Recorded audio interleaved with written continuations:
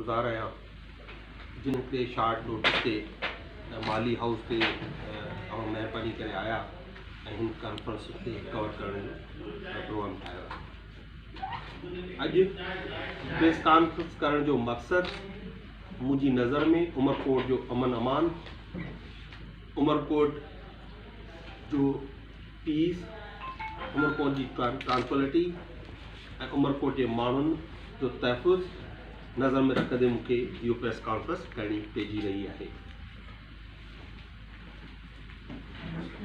19 जनवरी ते जेको सिंध जे सकाफ़ती सूबाई वज़ीर हिकिड़ो बयानु ॾिनो ऐं हुन बयान तहत हुन पंहिंजे चेयरमैन बिलावल भुट्टो खां इजाज़त घुरी त हुनखे इजाज़त ॾिनी वञे त हू मुखालफ़ीन खे पादर हणणु चाहे थो ऐं बख़्श न कंदो। उन बयान ते जेको सॼी सिंध मां रद्द अमल आयो, जेको उन बयान जी मज़म्मत थी ऐं उन्हनि सभिनी सिंध वासियुनि जो पाकिस्तान तहरीक इंसाफ़ जे पारां शुक्रियो अदा करियां थो ऐं GD जे पारां शुक्रियो अदा करियां थो। उन तनक़ीद, उन रिएक्शन जे अचण खां बाद इहा उम्मीद हुई त सरदार शाह हिकिड़ो दानिश्वर, शाइर, अदीब ऐं हिन ख़िते सां तालुक़ु रखे थो, हुनखे होश ईंदो ऐं हू इन इक़्तिदार जे नशे मां निकिरी हिकिड़े आम उमरकोट वासी जे तौर ते सोचींदे को अहिड़ो लाइ अमल जोड़ींदो जंहिंसां उमरकोट जे अमन खे को ख़तरो लाहक न हुजे। पर कल हुन वरी हिकिड़ी प्रेस कॉन्फ्रेंस कई जंहिंमें इंतिहाई घटिया ॿोली मुखालफ़ीन लाइ इस्तेमालु कई वई। न सिर्फ़ घटिया ॿोली इस्तेमालु कई वई, बेबुनियाद ऐं कूड़ा इल्ज़ाम पिणु मढ़िया विया। हू बार बार पंहिंजी प्रेस कॉन्फ्रेंस में ऐं 19 तारीख़ ते चुनरी, चोली, रओ जो ज़िक्र कंदो रहियो। अहिड़ी का बि वीडियो, अहिड़ो को बि वाक़ियो तव्हांखे उमरकोट में थींदे उन इलेक्शन जे दौरान नज़र न आयो आहे जिते कंहिं बि माउ, कंहिं बि भेण जी इज़त खे को नुक़सानु पहुतो हुजे। सरदार शाह अहिड़े क़िस्म जूं ॻाल्हियूं करे हिकिड़ो सिंध वासियुनि खे गुमराह करण जी कोशिशि करे रहियो आहे त हू उमरकोट वासियुनि खे, थर जे हिननि माण्हुनि खे पादर जी ॻाल्हि इन लाइ पियो करे त हुनको जेको आहे चोली ऐं चुनरी जो मसइलो थी वियो आहे। हिते उमरकोट वासी सभु GDA, PTI, हुर जमायत सभु माउरनि ऐं भेनरुनि जी हिफ़ाज़त करणु ॼाणनि था ऐं तव्हां जेको कंदा रहिया आहियो उहो कंहिंखां ॻुझो नाहे।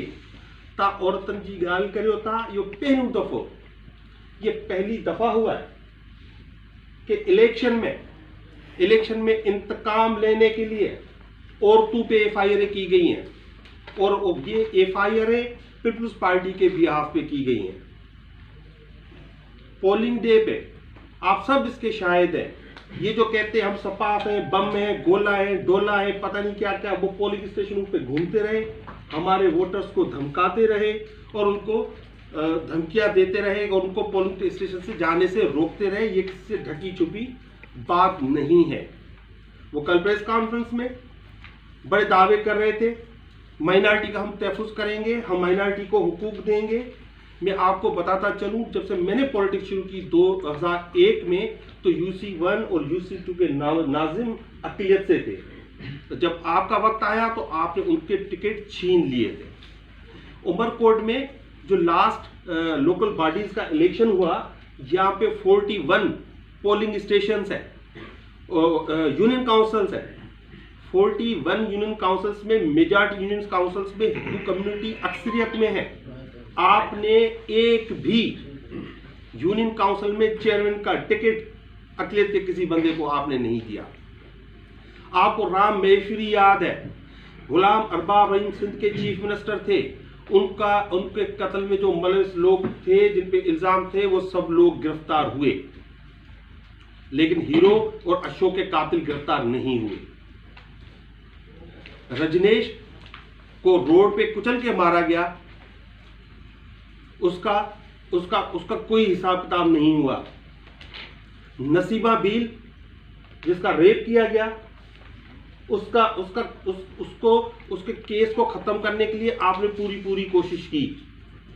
अब दूर ना जाए, सरदार शाह आपके इलाके में, आपकी कॉन्स्टिट्यूंसी में शौकत समूह का कुछ दिन पहले मर्डर हुआ है। आप मेहरबानी फरमा के एक मजम्मती बयान तो जारी कर दें। वो बेगुनाह एक शख्स को जब कत्ल किया गया, आप उसकी मजम्मत करने के लिए भी तैयार नहीं है।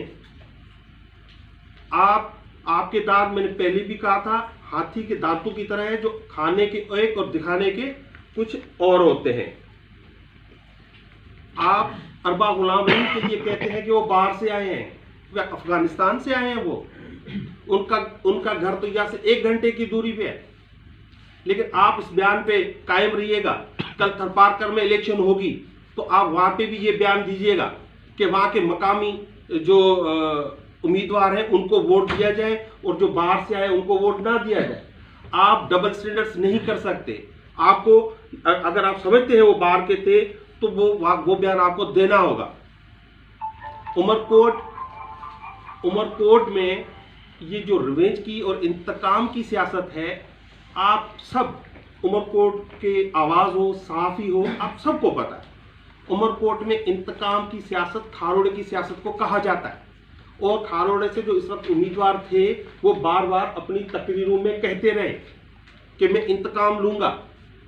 तो इंतकाम आपकी पैदावार है, ये पाकिस्तान तहरीक इंसाफ की पैदावार नहीं है। आपने कहा कि एक मुझे बड़ा अजीब सा वो लगा, आपने पीर साहब से मुतालबा किया है कि अपनी जमायत के लोगों का हाथ बंद कर दें। मैं समझता था कि सिंध में इतनी कानून साजी हुई है, आप सिंध के सकाफत के वजीर हैं, आप सिंध के तालीम की भी बदकिस्मती है, आप ही वजीर रहे, और आप उन कानून के मारवाए कानून जो है मुतालबात करते हैं। आप ये नहीं कहते कि कानून के मुताबिक होना चाहिए। आपने तो FIR जो की, जो लोग मर चुके हैं उनके नाम भी FIRs में आए हैं। आपने कहा कि धरना लगाएंगे। उस दिन जो उमरकोट में धरना लगा, उसमें हजारों लोग मौजूद थे और वो 2 घंटे के शार्ट नोटिस पे एक धरना हुआ था। मैं आपको चैलेंज करता हूं कि आप उमरकोट में 1000 बंदे अलावाला चौक पे जमा करके दिखाएं। आपके साथ लोग नहीं आते। ये आप बौखलाहट का शिकार हो चुके हैं, आप बौखला गए हैं। अरबाज गुलाम रहीम को जो 31,000 वोट मिले हैं, ये वो वोटर है जो बेलौस है, जिनको कुछ नहीं चाहिए। उनको पता था अगर अरबाज गुलाम रहीम जीतेंगे तो वो जाके अपोजिशन में बैठेंगे। तो उसके बावजूद जिन लोगों ने वोट दिया है, उसका मकसद ये है कि उनको किसी किस्म की लालच नहीं थी और ना उनको लालच है। और उनको पता है ये जो वोट आए हैं तो अगली इलेक्शन में क्या होने जा रहा है, ये उनको बौखलाहट हो रही है। और वो खुद फरमा रहे थे कि मैं सिर्फ एक पोलिंग स्टेशन पे गया। मुझे ये बताएं, आप भी साफ ये क्यों नहीं रिपोर्ट करते? सरदार शाह को उमरकोट में किससे खतरा है कि 5-5 पुलिस की मोबाइलें लेके ये पोलिंग स्टेशन पे जाते हैं? एक इंप्रेशन देने चाहते हैं कि हम हुकूमत में, हुकूमत हमारी है, वोट हमें करो।